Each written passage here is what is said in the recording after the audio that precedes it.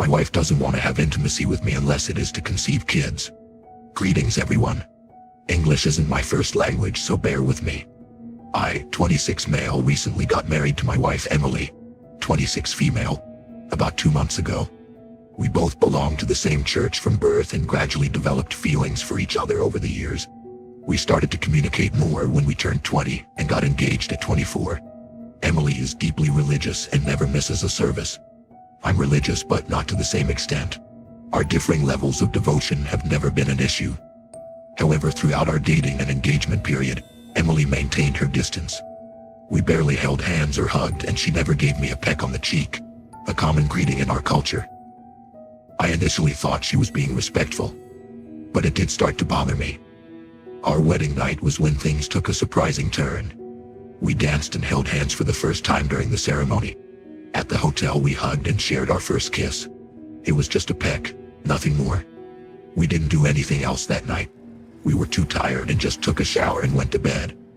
As we were talking before falling asleep, Emily told me that she didn't want to do anything unless it was to conceive children. I was taken aback and didn't know what to say. I always imagined our wedding night to be special, but I never thought it would turn out like this.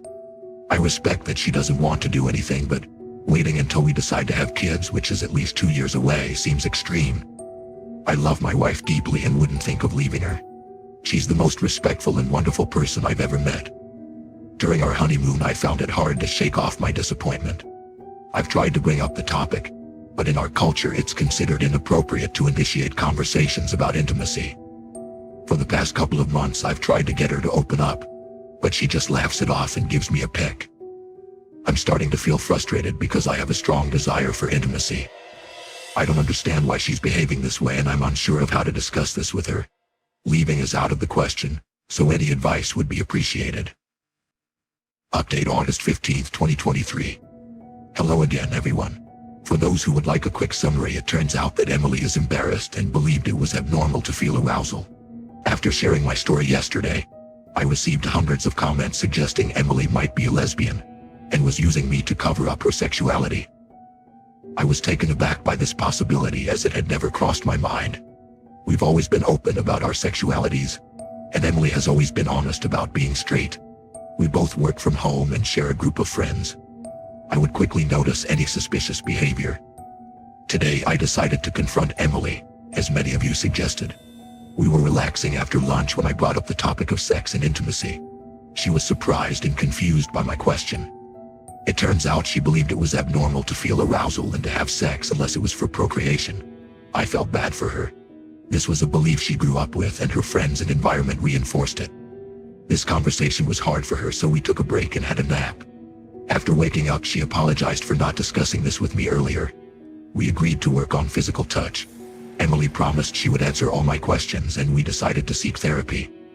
This realization was a wake-up call for her.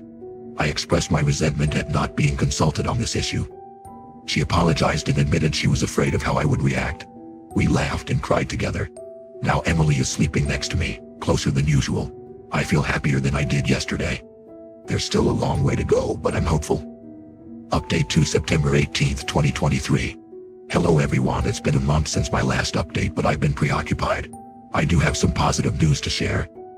As mentioned in my last update, Emily and I started seeking therapy. We found a center that specializes in various issues, and after explaining our situation, they assigned us a couples therapist. She's been extremely understanding during our sessions and has guided us to better understand our emotions and approach to intimacy. Emily has been attending individual therapy sessions twice a week. It turns out that she has some deep-rooted traumas dating back to her childhood that she needs to work through. She's committed to healing and understands that this process will take a few months. Regarding our physical relationship, our therapist suggested we gradually increase displays of affection. So we spent a week giving each other random hugs, kisses, and cuddles. Emily was initially a bit taken aback, but she got the hang of it and now enjoys the spontaneous displays of affection. With time, we started to become more intimate. We had our first proper makeout session, and things escalated from there. The educational videos recommended by our therapist were really helpful. We even took our first shower together. However, the most significant milestone was when we made love for the first time a couple of days ago. It was a slow and careful process, but we both enjoyed it a lot. It felt like we had reached a new level of connection. We also started going out on dates, trying new restaurants as a change of routine. Our communication has improved immensely, and it feels like the wall that was between us has finally come down. Emily and I have discussed the possibility of using toys, but our therapist feels that it might be too soon. So we have decided to wait for now. We're considering going on a second honeymoon around Christmas to make up for the lackluster first one. It's something we're both excited about. Thank you everyone for your supportive comments and messages. I don't think I'll be needing to update further, but I appreciate everyone who has stuck with me through this journey.